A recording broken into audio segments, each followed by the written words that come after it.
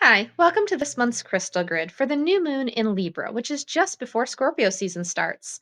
So, we're looking at the Libra air mental energy with the Scorpio water emotional energy. And since Libra is about balance, we're looking at setting the intentions to balance the head and the heart, the mental against the emotional body.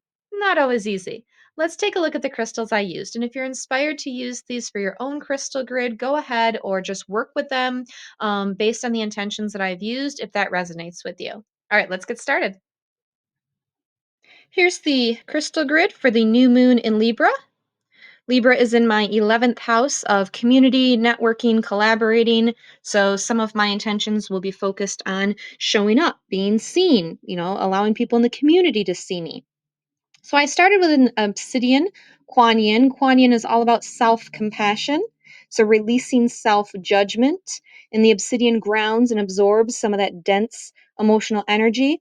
As I was saying, we're going to be balancing the mental with the emotional. And sometimes my mental body talks me out of my emotional needs. So this is a focal point of honoring those emotional needs and not just being, talked out of them.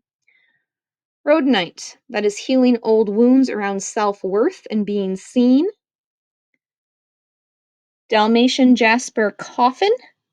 That Dalmatian energy is actually playful energy, and I am ending over responsibility. It's death of the overdoer. Again, that mental body that says I have to overachieve before I can even earn my rest and self care. The selenite is a cleansing of the emotional body. A unakite coffin. I mean, come on, you can't have Scorpio season without coffins, right? The unakite is an energy that helps release old emotional programming, patterns, and past trauma. Unakite's a very good trauma stone. So, this is promoting emotional balance by releasing and letting those parts die. Libyan desert glass. This is the stone of transformation.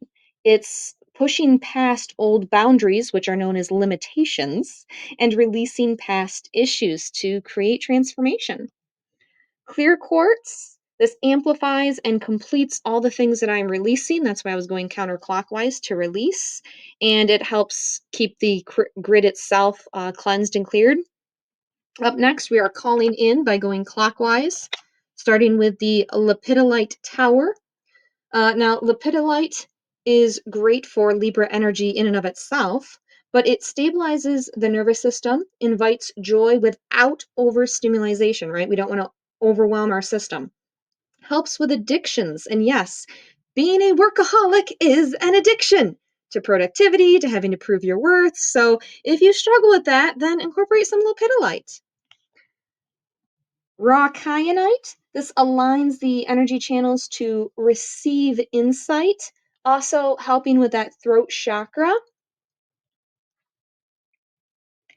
Amazonite heart, this is gentle self expression, truth with kindness. Sometimes my mental body can be a bitch, okay? She's a little bit blunt and direct and judgy and critical. And so this is about having that truth with kindness. Also encourages saying no when I need to rest.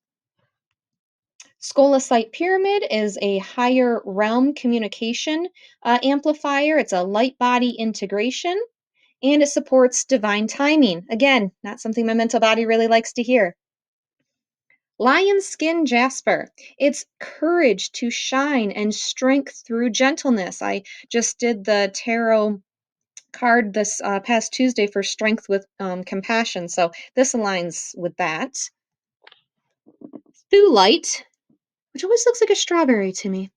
It's confidence to speak and perform in front of others. It's great for introverts. So, my fellow introverts, if you don't really like showing up on film or doing public things, then this can help you. Thulite. Check that out. Next up, we have the border, which is the ever so often tourmaline tree. Shows up almost all my grids because it's very grounding, it's protection, and it's being rooted. The triple goddess tree, the goddess that came forward was the mother. It's about nurturing your dreams, but in my case, it's also about nurturing myself. If you're trying to give birth to something, you have to take care of your own energy to be able to provide and give birth to that. I've got a goddess statue It's the embodiment of the abundance. It's also rooted, grounding, but bringing things into the physical world. Gaia is the physical world, so bringing that in. The feather, so very much Libra air energy, so supporting that, as well as the connection to guides, angels, all things spiritual. Then an actual amethyst angel. So the amethyst is for mental clarity, but also that spiritual angelic connection of calming the mind. It's not just racing thoughts and mental body, but the calm spiritual connection to the mental. An actual seashell, because you can't have Scorpio water without a representation of the water, right? Good old ocean. So the seashell is actually the divine feminine, the being able to receive. It's a reminder to let life come to you, but the way that it showed up for me was it showed me a picture of standing on the beach. Don't go chasing the waves, just stand on the beach, let them come to you. The tides come in and out. Wait till they come in. Trust the cycles of life, the ebbs and flows. Don't force and push when you should just be waiting and resting. And then finally, it's the carnelian flame, which is vitality, passion, very sacral. And so the creative energy and the joy. And that's what I want to embody is more joy in the work that I do. So here is the crystal grid. Feel free to use any crystals. And if you have any questions, leave me a comment.